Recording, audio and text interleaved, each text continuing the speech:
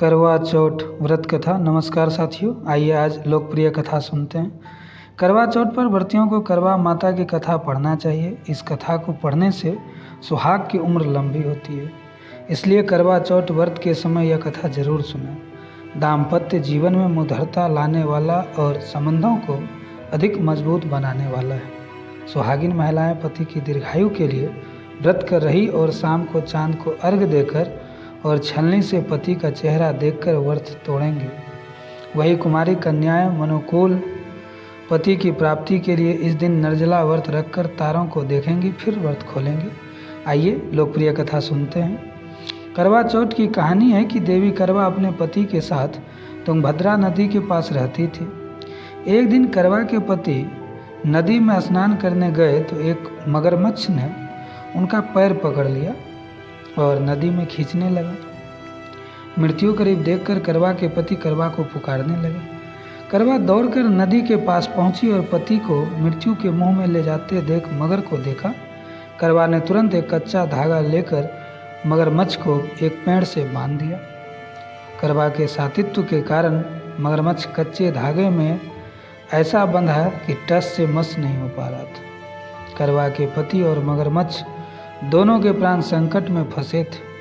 करवा ने यमराज को पुकारा और अपने पति को जीवन दान देना और मगरमच्छ को मृत्यु दंड देने के लिए कहा। यमराज ने कहा, मैं ऐसा नहीं कर सकता क्योंकि अभी मगरमच्छ की आयु शेष है और तुम्हारे पति की आयु पूरी हो चुकी है। क्रोधित होकर करवा ने यमराज से कहा, अगर आपने ऐसा नहीं किया तो मैं आपको शाप दे दूंगी। सती के शाप से भयभीत होकर यमराज ने तुरंत मगरमच्छ को यमलोक भेज दिया और करवा के पति को जीवन दान दिया। इसीलिए करवा चौथ व्रत में सुहागन स्त्रियां करवा माता से प्रार्थना करती है कि हे करवा माता, जैसे आपने अपने पति को मृत्यु के मुंह से वापस निकाल लिया, वैसे ही मेरे सुहाग की भी रक्षा करना माता। करवा माता की तरह सावित्री ने भी कच्चे धागे से अपने पति को वट वृक्ष के नीचे लपेट कर रखा था। कच्चे धागे में लिपटा प्रेम और विश्वास ऐसा था कि यमराज सावित्री के पति के प्राण अपने साथ लेकर नहीं जा सके। सावित्री के पति के प्राण को यमराज को लौटाना पड़ा और सावित्री को वरदान देना पड़ा कि उनका सुहाग हमेशा बना रहेगा और लंबे समय तक दोनों साथ रहेंगे। एक दूसरी और प्रचलित कथा है। बहुत समय पहले की बात है। एक साहूकार के 7 बेटे और उनकी एक बहन करवा थी। सभी 7 भाई अपनी बहन से बहुत प्यार करते थे, यहाँ तक कि वे पहले उसे खाना खिलाते और बाद में स्वयं खाते थे। एक बार उसकी बहन ससुराल से मायके आई हुई थी। शाम को भाई जब अपना व्यवसाय बंद कर घर आए तो देखा उनकी बहन बहुत व्याकुल थी। सभी भाई खाना खाने बैठे और अपनी बहन से भी खाने का आग्रह करने लगे, लेकिन बहन ने बताया कि उसका आज करवा चौथ का निर्जल व्रत है और वह खाना सिर्फ चंद्रमा को देखकर उसे अर्घ देकर ही खा सकती है, क्योंकि चंद्रमा अभी तक नहीं निकला है। इसीलिए वह भूख प्यास से व्याकुल हो उठी है।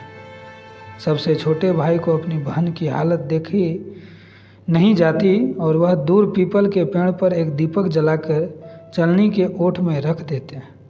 दूर से देखते वह ऐसा प्रतीत होता जैसे चतुर्थी का चांद उदित हो रहा हो। इसके बाद भाई अपनी बहन को बताता है कि चांद निकल आया है, तुम उसे अर्घ देने के बाद भोजन कर सकती हो। बहन खुशी के मारे सीढ़ियों पर चढ़कर चांद को देखती है, उसे अर्घ देकर खाना खाने बैठ जाती है। वह पहला टुकड़ा मुंह में डालती है तो उसे छींक आ जाती है। दूसरा टुकड़ा डालती है तो उसमें बाल निकल आता है और जैसे ही तीसरा टुकड़ा मुंह में डालने की कोशिश करती है तो उसके पति की मृत्यु का समाचार उसे मिलता है। वह बौखला जाती है। उसकी भाभी उसे सच्चाई से अवगत कराती है कि उसके साथ ऐसा क्यों हुआ। करवा चौथ का व्रत गलत तरीके से टूटने के कारण देवता उससे नाराज हो गए और उन्होंने ऐसा किया। सच्चाई जानने के बाद करवा निश्चय करती है कि वह अपने पति के अंतिम संस्कार नहीं होने देगी और उसने अपने सात्वित्व से उन्हें पुनर्जीवित दिलाकर रहेगी। वह पूरे 1 साल तक अपनी पति के शव के पास बैठी रहती है, उसकी देखभाल करती है। उसके ऊपर उगने वाले सुई नुमा घास को वह एकत्रित करती जाती है। 1 साल बाद फिर करवा चौथ का दिन आता है।